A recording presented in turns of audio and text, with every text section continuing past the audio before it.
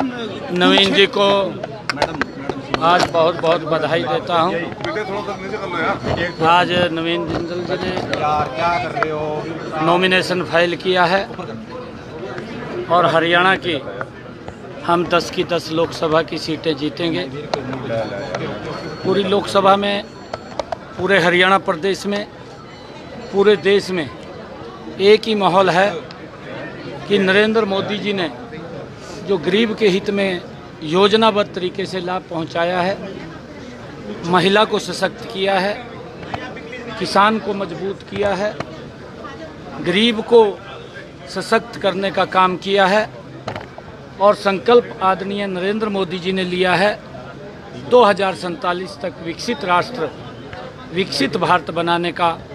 काम करेंगे और मजबूती से देश उनके नेतृत्व में आगे बढ़ रहा है। और आज इस बात को लेकर के पूरे देश में, पूरे प्रदेश में एक पॉजिटिव माहौल है नरेंद्र मोदी जी के प्रति। नवीन जिंदल जी यहाँ से बहुत बड़े मार्जिन से सीट जीत करके नरेंद्र मोदी जी को तीसरी बार प्रधानमंत्री बनाने का काम करेंगे और हरियाणा की 10 लोकसभा की सीटें, करनाल की एक विधानसभा की सीट, 11 कमल के फूल हरियाणा प्रदेश के लोग खिलाएंगे और 10 नरेंद्र मोदी जी के पास जाएंगे,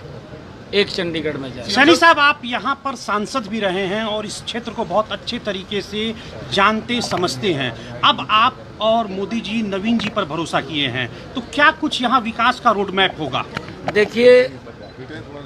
नायब और नवीन में कोई फर्क नहीं है, दोनों एक हैं। पिछले 10 वर्षों में अगर मैं कुरुक्षेत्र लोकसभा की बात करूं, चाहे रेलवे एलिवेटेड ट्रैक बनाने की बात हो और चाहे भगवान श्री कृष्ण आयुष विश्वविद्यालय बनाने की बात हो, चाहे भगवान संस्कृत विश्वविद्यालय बनाने की बात हो और चाहे मेडिकल कॉलेज बनाने की अपने लोकसभा में बात हो और चाहे यहाँ पर केंद्रीय विद्यालय खोलने की बात हो और चाहे हमारे इस क्षेत्र के अंदर जो इस्माइलाबाद से लेकर के नारनौल, जयपुर, बम्बे तक ग्रीनफील्ड एक्सप्रेसवे बनाने की बात हो और चाहे इन्हीं 10 वर्षों के अंदर अगर हम देखें ठोड़ से लेकर के शाहबाद को जोड़ने वाला 4 लाइनिंग रोड हो और चाहे शामली से लेकर के जो मेरी लोकसभा से, यहीं से हमारी लोकसभा से निकलता है, अम्बाला को जोड़ने की बात हो और इन्हीं 10 वर्षों के अंदर चाहे अम्बाला से लेकर के हिसार, कैथल, नरवाना सीधा डायरेक्ट जयपुर को जोड़ने की बात हो, ये 4 लाइनिंग रोड और चाहे पंचकुला से लेकर के जो कुरुक्षेत्र लोकसभा से निकलता है, जो सहारनपुर से हरिद्वार 4 लाइनिंग रोड बनाने की बात हो, सड़कों का एक नया जाल हमारा कुरुक्षेत्र लोकसभा के अंदर पिछले 10 वर्षों के अंदर, चाहे जहां भगवान श्री कृष्ण ने, क्योंकि ये पवित्र भूमि जहां गीता का संदेश दिया, लैंड ऑफ गीता, उस स्थान का भी जीर्णोद्धार करने का 250 करोड़ रुपए की लागत से उसको भी आगे बढ़ाने का काम इन्हीं 10 वर्षों में आदरणीय नरेंद्र मोदी जी ने और डबल इंजन की सरकार ने किया। मुझे खुशी है कि हमारे लोकसभा क्षेत्र के अंदर, वैसे तो पूरे देश के अंदर फाटक मुक्त करने का काम बड़ी गति से नरेंद्र मोदी जी के नेतृत्व में चल रहा है, परंतु अगर हम अपने लोकसभा क्षेत्र की तरफ देखें तो यहाँ पर जितने अंडरपास और ओवरब्रिज बने हैं, लोगों के जीवन को सरल और सुगम करने का काम इन्हीं 10 वर्षों के अंदर हुआ है। नहीं तो 5-5 घंटे, 6-6 घंटे भयानक गर्मी और बरसात के अंदर लोग फाटक के पास जाम में फंसे रहते थे, परंतु अब उनसे उसको राहत देने का काम इन 10 वर्षों के अंदर हुआ है। और उससे आगे भी ये जो इंफ्रास्ट्रक्चर मजबूत नरेंद्र मोदी जी ने 10 वर्षों में किया है, हमारे यहाँ पर चाहे बीपीएल कार्ड बनाने की बात है, चाहे यहाँ पर हॉस्पिटल बनाने की बात है, हमारा कुरुक्षेत्र का अगर हम हॉस्पिटल देखें 200 बेडेड हॉस्पिटल वो बन रहा है हमारे, चाहे यहाँ पर ऑक्सीजन प्लांट लगाने की बात है, उन हॉस्पिटल्स को यहाँ पर कहीं निर्भर न रहना पड़े। जब कोरोना जैसा संकट आया और उस संकट के अंदर भी नवीन जी आगे निकल करके आए और उन्होंने तुरंत कुरुक्षेत्र के लोगों के लिए कि ऑक्सीजन की कमी ना रहे, वो पूरी की पूरी ऑक्सीजन इन्होंने यहाँ भेजने का तुरंत काम किया, जिसका बड़ा लाभ यहाँ के लोगों को मिला है। इंडिया गठबंधन के लोग कह रहे हैं प्रधानमंत्री हमारा बनेगा, हम जीतेंगे, भाजपा बौखलाई हुई है। कहने में तो कोई उनका हर्ज नहीं है। अगर कोई आज़ाद व्यक्ति भी खड़ा होता है, उसके भी समीकरण होते हैं। अगर आप उसको पूछेंगे कि आप जीत रहे हैं तो कहेगा कि मैं जीत रहा हूँ। ये कांग्रेस पिछले वर्ष भी बोल रही थी कि हम इतना काम करेंगे, परंतु कांग्रेस ने मैंने इतने काम अपनी लोकसभा क्षेत्र के गिनवाए हैं। अगर हम प्रदेश और देश के ऊपर नज़र डालें तो इससे भी ज़्यादा काम पूरे देश के अंदर नरेंद्र मोदी जी ने इन 10 वर्षों में किए हैं। देश की समस्याओं का समाधान किया है, चाहे वो धारा 370 की बात हो, चाहे बोडो की असम के अंदर बात हो, भगवान श्री राम के भव्य और दिव्य मंदिर के निर्माण की बात हो। इन्हीं 10 वर्षों के अंदर उन समस्याओं का भी समाधान हुआ है। कांग्रेस ये बताए, हम बता रहे हैं, वो भी श्वेत पत्र जारी करके बताएं, झूठ के सिवाय अगर उन्होंने कुछ और बोला हो तो वो बताएं। उन्होंने घोषणा पत्र हर बार अपना जारी किया है, वो देश को ये भी बताएं कि हमारा घोषणा पत्र ये जारी हुआ था और इतने घोषणाएं हमने पूरी की हैं, वो भी एक चिंता का विषय है। ये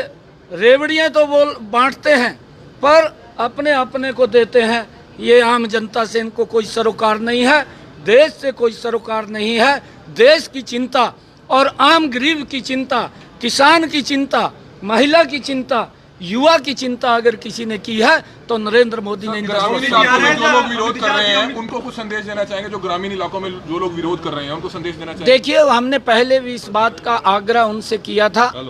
कि ये लोकतंत्र का पर्व है और इस लोकतंत्र को जैसे हमारे और पर्व आते हैं उसी ही दृष्टि के अंदर हमने इस लोकतंत्र के पर्व को मनाना चाहिए, क्योंकि हम सब एक स्वस्थ देश के अंदर सरकार बने, उसके लिए हर व्यक्ति की भूमिका इसके अंदर होनी चाहिए। मैं आज आप लोगों के माध्यम से सभी हरियाणा वासियों को और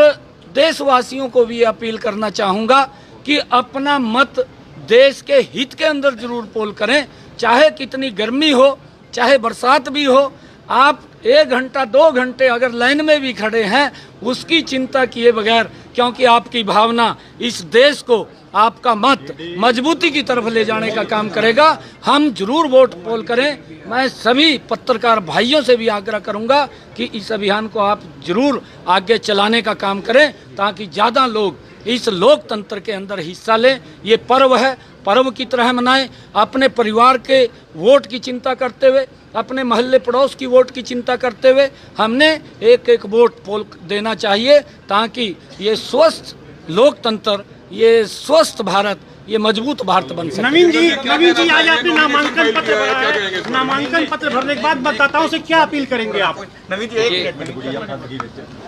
एक आज मेरे जीवन का बहुत ही महत्वपूर्ण दिन है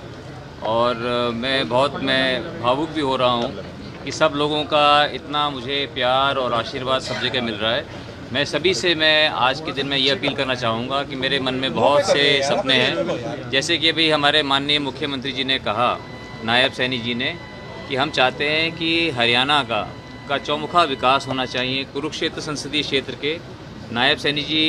अभी तक सांसद भी रहे, इनको पूरे एक एक गांव का, एक एक इलाके का इनको मालूम है और हम मिलकर, हम कुरुक्षेत्र संसदीय क्षेत्र का, हम रादौर से लेकर और गुलाचीका तक, कैथल, पुंडरी, कलायत, शाहबाद, थानेसर, पेवा, लाडवा, सभी इलाकों का जो है हम चौमुखा हम विकास करेंगे और लोगों का बहुत प्यार और समर्थन मुझे मिल रहा है और लोगों का एक अटूट विश्वास है नरेंद्र मोदी जी के नेतृत्व में